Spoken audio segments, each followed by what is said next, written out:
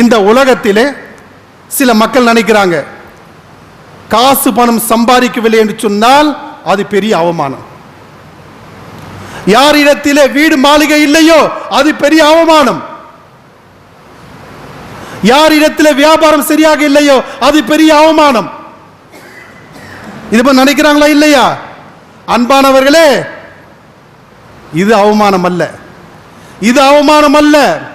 மறுமை நாளிலே அல்லாஹ்வுக்கு முன்னாடி நிற்போம் இல்ல, அல்லாஹ்வுக்கு முன்னாடி நிற்கும் போது நம்மிடத்திலே நன்மைகள் கிடையாது, நம்மிடத்திலே நன்மைகள் இல்லை, நம்மிடத்திலே தொழுகை இல்லை, நம்மிடத்திலே நோன்புகள் இல்லை, நம்மிடத்திலே ஜகாத் இல்லை, நம்மிடத்தில் ஹஜ்ஜுகள் இல்லை, நம்முடைய நல்ல காரியத்தை இல்லாமல் அல்லாஹ்வை சந்திக்கிறோமே, அதுதான் அவமானத்திலே பெரிய அவமானம்.